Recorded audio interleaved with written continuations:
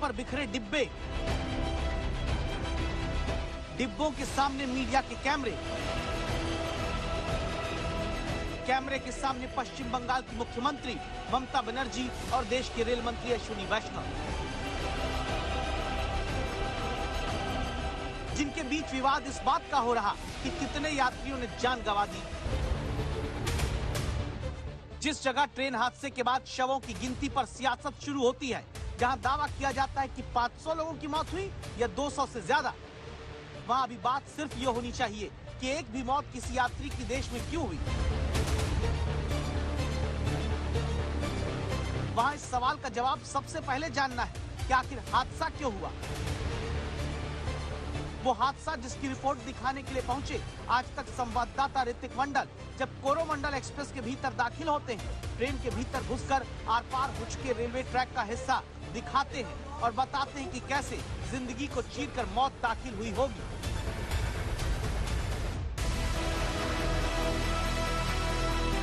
इतने बड़े हादसे का जिम्मेदार कौन? ऐसे हर उस दोषी को न बख्शने का भरोसा प्रधानमंत्री ने देश को दिया, जो शाम को बालासोर में हादसे की जगह पहुंचे।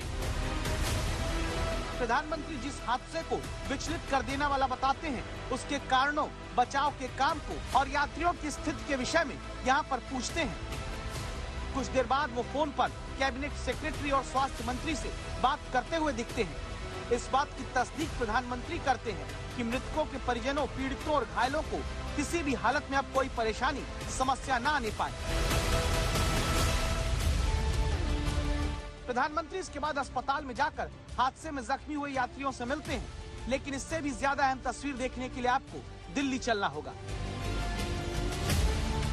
बालासोर आने से पहले प्रधानमंत्री मोदी ओडिशा के रेल हादसे पर एक जानकारी जुटाते हैं।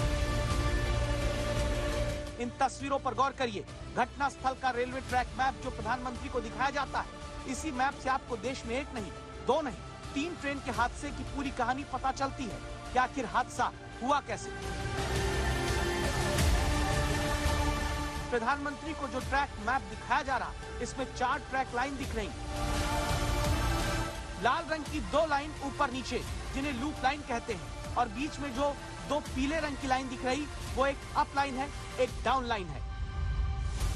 4 लाइन और 3 ट्रेन हादसे का शिकार। हादसा कैसे हुआ, जिसने सबसे ज्यादा कोरोमंडल एक्सप्रेस से चेन्नई जाते हुए आम यात्रियों को प्रभावित किया, जिन्हें एकदम कनस्तर हो चुके रेल के डिब्बों में खोजने के लिए स्लीपर डॉग तक की मदद ली जाने लगी। जहां की बोगियां खाली हैं, आखिरी मंजिल सैकड़ों लोगों की मौत को बनाकर। हादसे की अब तक की जांच रिपोर्ट के बारे में आज तक संवाददाता मिलन शर्मा ने सबसे पहले ये बातें पता की। अब आप पहले इस मैप को समझिए, हादसे की पूरी कहानी देख लेंगे। अप लाइन पर कोरोमंडल एक्सप्रेस को ग्रीन सिग्नल मिला था, जहां लूप लाइन यानी अप लाइन के बगल वाली लाइन पर एक मालगाड़ी खड़ी थी। दावा है कि अप लाइन से चेन्नई जाती कोरोमंडल एक्सप्रेस फुल स्पीड से लूप लाइन में घुस जाती है और लूप लाइन में खड़ी मालगाड़ी को टक्कर मारती है। भीषण टक्कर के बाद कोरोमंडल एक्सप्रेस के 21 डिब्बे पलट जाते हैं और डाउन लाइन पर कुछ डिब्बे गिर जाते हैं। तभी डाउन लाइन पर आती यशवंतपुर हावड़ा सुपरफास्ट एक्सप्रेस ने अपने ट्रैक पर गिरे कोरोमंडल एक्सप्रेस के डिब्बों को टक्कर मारी और इसके भी 2 डिब्बे पटरी से उतर गए। मैप पर समझने के बाद आप इस हादसे की पूरी वजह को एनिमेशन से भी एक बार देखिए। बालासोर के आगे लूप लाइन पर मालगाड़ी खड़ी थी। अप लाइन पर ग्रीन सिग्नल पाई कोरोमंडल एक्सप्रेस तेजी से गुजरती है, लेकिन अचानक वो लूप लाइन में घुसकर मालगाड़ी को टक्कर मारती है। यानी सिग्नल के ऊपर सवाल उठता है। टक्कर के बाद कोरोमंडल के डिब्बे डाउन लाइन की तरफ जाकर गिर गए। तभी डाउन लाइन पर आई यशवंतपुर हावड़ा एक्सप्रेस की कोरोमंडल एक्सप्रेस के डिरेल डिब्बों से टक्कर हुई। इस तरह 3 ट्रेन हादसे का शिकार हुई।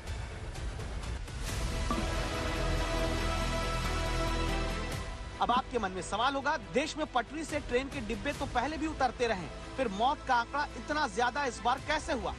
इसके बारे में आपको अगली रिपोर्ट हमारे संवाददाता बताएंगे। इंद्रजीत कुंडू, अनिर्बान राय, चित्रा त्रिपाठी और अजय नाथ के साथ ऋतिक मंडल, बालासोर आज तक।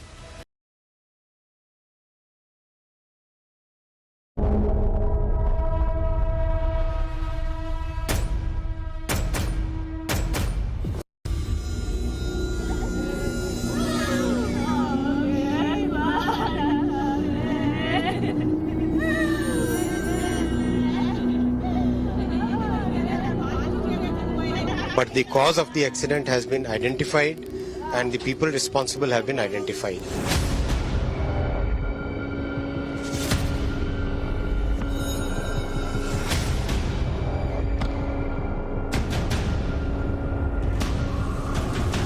Clears इसका रूट कॉज, इस इतने दर्दनाक, इतने भयानक एक्सीडेंट का रूट कॉज ऑलरेडी आइडेंटिफाई हो गया।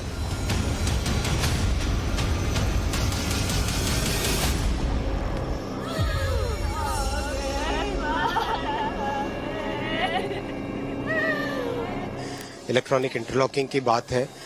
इलेक्ट्रॉनिक इंटरलॉकिंग में जो चेंज किया जिसके कारण ये दुर्घटना हुई, जिसकी वजह से करीब 300 लोगों की मौत हुई, उसे पहचान लिया गया है।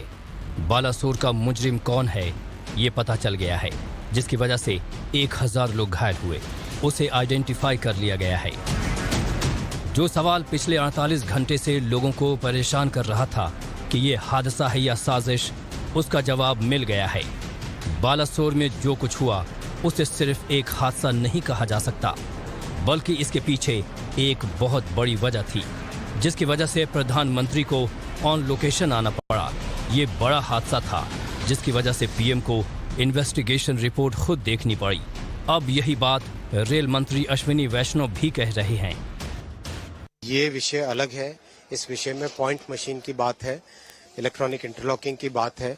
इलेक्ट्रॉनिक इंटरलॉकिंग में जो चेंज किया जिसके कारण ये दुर्घटना हुई, जिसने भी किया, जिसने भी जो भी इसके कारण है वो इन्वेस्टिगेशन से निकलेगा। इसका के सब ऑलरेडी कर लिए गए, सभी डेड बॉडीज को रिमूव कर लिया गया है। कंप्लीट ऑपरेशन तेजी से चल रहा है। पूरी की पूरी कोशिश रहेगी कि वेडनेसडे मॉर्निंग का जो टारगेट है, वेडनेसडे मॉर्निंग तक कंप्लीट रेस्टोरेशन होके गाड़ियां नॉर्मल तरीके से चलने लगे, वो हो।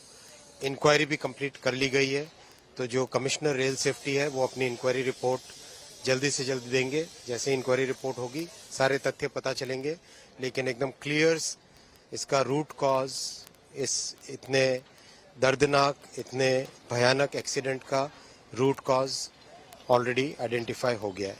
इंडिपेंडेंट बॉडी है कमिश्नर रेल सेफ्टी, उन्होंने इन्वेस्टिगेशन किया है। मेरा इस वक्त कमेंट करना ठीक नहीं होगा। Let the inquiry report come out, but the cause of the accident has been identified and the people responsible have been identified. So अभी कुछ भी कहना ठीक नहीं है। Let the entire thing be investigated by the proper investigating authorities. दोषी एक है या कितने हैं? कैसे इस हादसे को अंजाम दिया गया? हादसा लापरवाही से हुआ या